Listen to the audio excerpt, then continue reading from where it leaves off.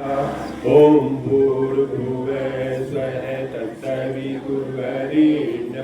भर्गो देवस्य धीमहि धियो यो नः प्रचोदयात्। ओम भूर्भुवः स्वः तत्सवितुर्वरेण्यं भर्गो देवस्य धीमहि ओम अखण्डमण्डलाकारं व्याप्तं येन चराचरं तत्पदं दर्शितं येन तस्मै श्रीगुरुवे नमः। मातृमंगलायत्री च पितृवस्तुमार्गदर्शिका नमस्तु गुरुभक्ताय श्रद्धाभक्तायुताय। ओम श्रीगुरुवे नमः। आलयामि स्थापयामि यामि। ओम जगत्त्रयं पूर्णं पवित्रं पापनाशनं आपदामहति नित्यं लक्ष्मी शक्ति सर्वदा। आगे का कार्यक्रम दीप यज्ञ की परंपरा कब चली नहीं मालूम, अभी बताते हैं। भगवान राम जब 14 वर्ष का वनवास काट के अयोध्या वापिस आए, मालूम है ना, अयोध्या वापिस आए, अमावस्या की रात थी और उनके भाई भरत ने सोचा कि आज मेरे भाई आ रहे हैं, मैं उनका स्वागत कैसे करूं। उन्होंने गुहार लगाई सूर्य भगवान से कि हे सूर्य देव, आप चमक जाइए, आज मेरे भाई लंबे अरसे के बाद में अयोध्या आ रहे हैं। सूरज देवता ने कहा, मैं प्रकृति के नियम से बंधा हुआ हूं, मैं रात को चमकने वाला। तब उन्होंने चंद्रमा देवता से आवाज लगाई, गुहार लगाई कि हे चंद्र देवता, आप ही चमक जाएं, मेरे भाई का स्वागत हो जाएगा। लेकिन चंद्रमा ने कहा, मैं भी प्रकृति के भगवान से नियम से बंधा हुआ हूं, अमावस्या की रात को मैं अब हताश होकर भरत इस धरती मां पर लेट गए, हे मां मैं अब क्या करूं।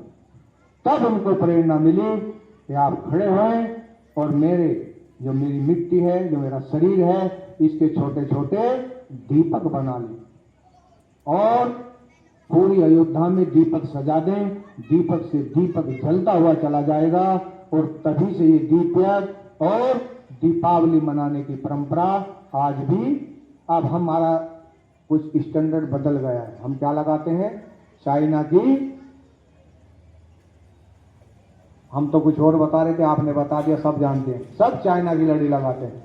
लेकिन कितनी भी चाइना वाली लड़ी लगा लीजिए, हमारी माताएं बहनें जो समझदार होती हैं वे कहती हैं कम से कम घी के 5 दीपक या तेल के 1-2 थाली में।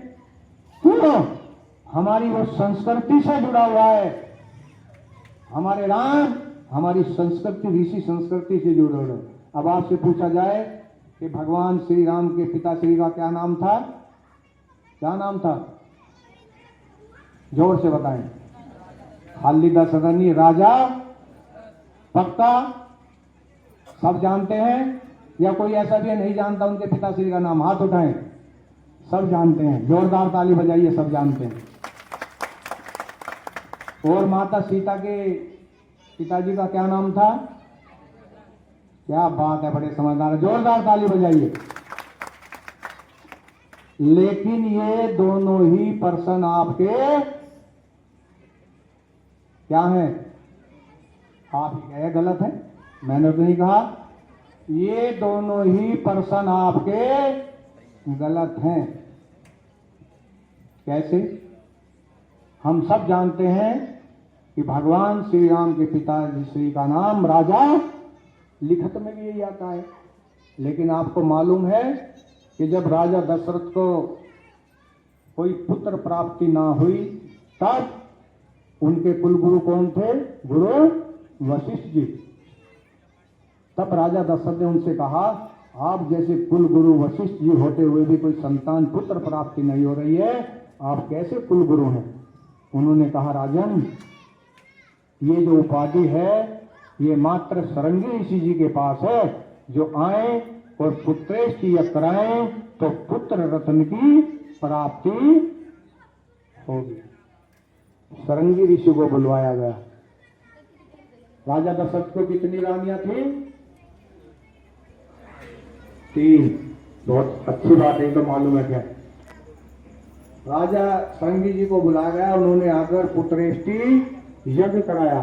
नहीं, उस यज्ञ के द्वारा चोर नाम की औषधि का निर्माण वैदिक मंत्रों द्वारा हुआ। और संगी ऋषि ने वशिष्ठ ऋषि से कहा, लीजिए वशिष्ठ जी, ये आधा आधा हिस्सा दोनों रानी को दे दीजिए। यह बात सुनकर वशिष्ठ जी हंसे। उन्होंने कहा, ऋषिवर महाराज राजा दशरथ को रानियां 2 नहीं 3 है, तीसरा भी शादी की है कि आप पुत्र रत्न प्राप्ति हो जाए, लेकिन नहीं हो पाई। तब संगी ऋषि ने क्या किया, वो जो औषधि के 2 भाग बनाए थे, उनमें से थोड़ा थोड़ा हिस्सा लेकर दोनों को एक जगह मिलाकर तीनों को बराबर कर दिया। और एक हिस्सा कौशल्या, एक केकई, और जो मिलाकर जो थोड़ा थोड़ा हिस्सा दिया था वो मध्यवर्ती रानी सुमित्रा को दिया। हमारा इतिहास गवाह है, कौशल्या केकई को एक एक पुत्र और सुमित्रा जी को 2 पुत्र रत्न प्राप्ति हुई। ये हमारा इतिहास गवाह है। इसलिए हमारे ऋषि भगवान राम ऋषि परंपरा से उत्पन्न हुए। आप समझ गए बात को? समझ गए? कहते हैं घर में पैदा हुए तो है, लेकिन ऋषि पुत्र थे, इसलिए भगवान बने कहलाए। तो अब माता सीता की बात आती है। सीता माता को सब जानते हैं कि माता सीता की हमारी 2 संस्कृति रही है, ऋषि संस्कृति और कृषि संस्कृति। भगवान राम ऋषि संस्कृति से पैदा हुए और माता सीता कृषि संस्कृति से पैदा हुई। कैसे हुई? आप सबको मालूम है कि जब अकाल पड़ा, कहाँ, कौन से राज्य में? जनकपुर में बहुत घनघोर सूखा पड़ा। तब पंडितों ने उनसे कहा कि राजा और रानी दोनों मिलकर सोने का हल चलाएं तो वर्षा होगी। और सीता जी कैसे आई, लंबी कहानी है, लेकिन बहुत ही शॉर्ट में 1 सेकंड में 9 मिनट में बताते हैं। माता सीता का अवतरण इस कृषि संस्कृति से ऐसे हुआ कि हमारे जो रावण थे, रावण का तो नाम सुना है ना आपने, जब उन्होंने उन ऋषियों से, उन देवताओं से लड़ाई की तो उनके खून को पी पी कर काट काट कर उन्होंने घड़े भरे और वो ले जाकर महल में रख दिए कि इनको हम सुखा कर रखेंगे। पहला जमाना था, हम पहले पानी काहे में भरते थे? घड़े में भरते थे। नहीं, वो घड़े भी वही स्थान पर रख दिए गए। जब रानी को रात में प्यास लगी तो उनकी दासी ने से पानी मांगा तो उस दासी ने भूलवश उस घड़े में से रानी को, जिसमें रक्त था, महारानी किसको दिया? क्या नाम था रावण की पत्नी का? मंदोदरी। वो पी गई आग के अंधेरे में और माता सीता आ गई। उन्होंने लज्जा के मारे उसको अपने राज्य से बाहर, कहां गड़वाया वो घड़ा? जनकपुर की भूमि पर। ये भगवान का अवतरण होता है माता का। तब वो राजा रानी ने सोने का हल चलाया और हल का फल घड़े से टकराया और मां सीता की। इसीलिए तो कहते हैं, कई कहने में आता है कि रावण की पुत्री नहीं, वो ऋषियों की संतान थी। ठीक है, इसलिए वो मां सीता एक पद पर आसीन हुई। तो देखिए, बहुत सी बात ऐसी हैं जो किताबों में नहीं आती, हमको जानकारी होनी चाहिए। बहुत जानकारियां संस्कारों की हम नहीं जानते। अब बहने बैठे आपके घर परिवार में जो विवाह शादी होती है, जब आपका बेटा, जब आपका भाई या नहीं शादी करने के लिए दूसरे गांव में जाता है तो आपको मालूम है कि सब जब वो गाड़ी में बैठता है दूल्हा बनकर, उसकी बहन जो है छाछ में चावल लेकर उसके ऊपर, है परंपरा आपके इधर, क्या उद्देश्य है उसका पता नहीं भाई साहब। हमारी सास करती थी, सास की सास करती थी, अब हम भी करते आ रहे हैं, हमको मालूम कुछ है वाला, हमको तो करने के 500 रुपए मिल जाएंगे, बहन भी कहती है, और अपनी जेब में रखेंगे 500 का नोट और काम संभव। भावना का मालूम नहीं होगा तो कुछ फायदा मिलने वाला उसका एक ही सिद्धांत था कि जब घर में विवाह संस्कार होता है तो देवताओं का स्थापना होती है, देवता विराजमान रहते हैं और कोई भी अनहोनी ना हो जाए। जो दुष्प्रवृत्तियां हैं वो उनसे सुरक्षा के लिए ये कर्म किया जाता है। जब घोड़े पर बैठता है, गुरचड़ी वगैरह करते हैं, तब उसकी बहन छाछ में 2 बार छोड़ती है ना, ऐसा थोड़े मुट्ठा भरा फेंक दिया, कैसे छोड़ती है, रुमाल हाथ में लिया, थोड़े चावल लिए, करती है ना 2 बार। क्या मतलब है पता नहीं भाई साहब, सीख लीजिए। उसका एक ही उद्देश्य है कि वह कहती है जो दुष्प्रवृत्तियां चारों तरफ बैठी हैं 10 दिशाओं में, वो अपनी जगह सावधान, आने की हिम्मत ना करें। जब दोबारा सहज की छोड़ती हैं तो भावना करती हैं कि इन 10 दिशाओं में जो हमारे पितृगण हैं, देवगण हैं, ऋषियां हैं, उन सबको हम इस अनुष्ठान में शामिल करने की भाव भरा निमंत्रण दे रही हैं। हे देवगणों, आइए, आपको भाव भरा निमंत्रण है। पूरे गांव का राउंड लगाएंगे, इतने गोलाकार में नहीं बैठकर चल देता इतने वो इस कर्म को। ये सुरक्षा विधान होता है, जैसे आप यज्ञ में सुरक्षा विधान करती हैं। ठीक है, बातें तो बहुत लंबी हो जाएंगी, पूरे जीवन लगे। पावन बना दो हे देवी सविता, पावन बना दो हे देवी सविता,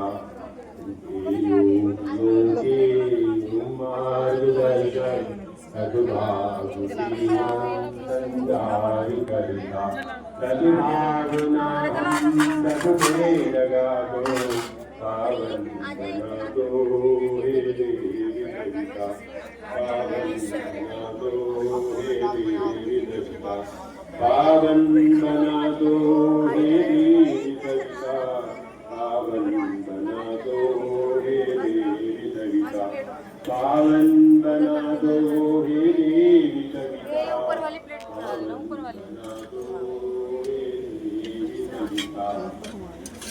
बहनों से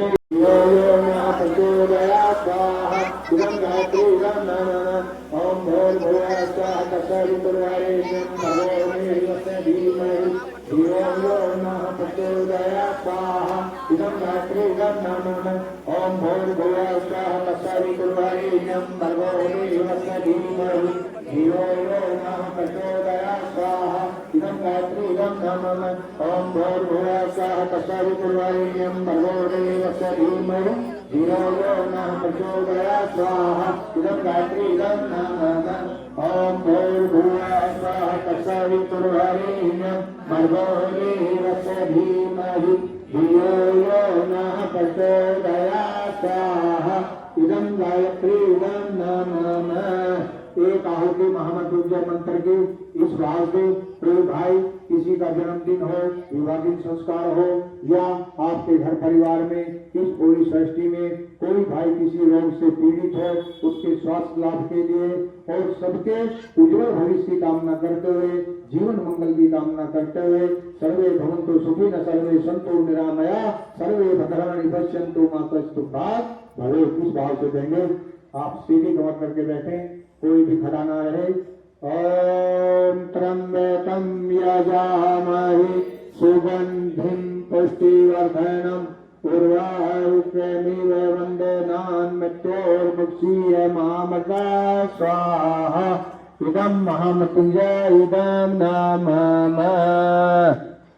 जितने भी बहनें भाई बैठे हुए हैं, जिसके पास दीपक है, वो जरा अपनी प्लेट को ऊपर उठाएं। सभी रहने ऊपर उठाएं अपनी प्लेट को, आगे से भी उठाएं जो ले रही है दीपक, लेकिन बड़ी सावधानी के अनुसार। और ऊपर उठाएं थोड़ा सा, और थोड़ा लेके हल्के हाथ से आपको आरती करेंगी। ओम यं ब्रह्म वेदांत विदो वदन्ति परं प्रधानं पुरुषं तथान्ये विशेष कारणमीश्वरं तस्मै नमो विनाशिनाय। अब आप सब बहन पूर्ण आहुति करेंगे। उसके बाद में पूर्ण आहुति होते ही सबको वहाँ भाई वहाँ जंगा लाने ज्योति कलश के पीछे वहाँ से कुर्सी हटा लें। वहाँ हमारी 4 दुख नाशक, सुख स्वरूप, श्रेष्ठ, तेजस्वी, पाप नाशक, देव स्वरूप परमात्मा को हम अपनी अंतरात्मा में धारण करें। वह परमात्मा हमारी बुद्धि को सन्मार्ग की ओर प्रेरित करे, सत्य मार्ग की ओर प्रेरित करे। भगवान से प्रार्थना की गई है सद्बुद्धि की और सत्य मार्ग की। नहीं, अगर हम उस पर चलेंगे तो हमारा जीवन बदलता हुआ चला जाएगा। गायत्री मंत्र एक स्वर में एक साथ। ओम भूर्भुवः स्वः तत्सवितुर्वरेण्यं भर्गो देवस्य धीमहि धियो यो नः प्रचोदयात्। सबने गायत्री मंत्र किया, उसका भाव जाना।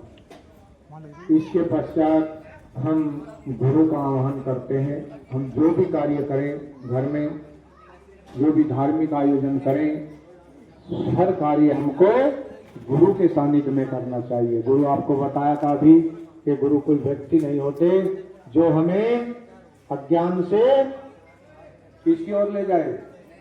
देखो, आप और तो नहीं सुनती है ना, तो इसीलिए तो मालूम नहीं। अभी बताया था ना, सब सम्मिलित हुई थी। जो हमें अज्ञान से ज्ञान की ओर, अंधकार से प्रकाश की ओर जो ले जाए, उस चेतना का नाम गुरु होता है। गुरु कोई व्यक्ति नहीं होता, सदगुरु कोई व्यक्ति नहीं होता, चेतना का नाम सदगुरु है। और गुरु को अगर चाहेंगे तो आप, तो गुरु तो बहुत मिल जाएंगे। दुनिया में गुरुओं की कमी नहीं है, पग पग पर गुरु बैठे हैं। लेकिन सदगुरु की महिमा हमारे वेदों में, हमारे शास्त्रों में बहुत उच्च कोटि की गाई गई है। आप सीधी कमर करके बैठे, एक बार गुरु का नंदन नमन करें। ओम गुरुर्ब्रह्मा गुरुर्विष्णु गुरुरेव महेश्वरा गुरुरेव परब्रह्मा तस्मै श्री गुरुवे नमः।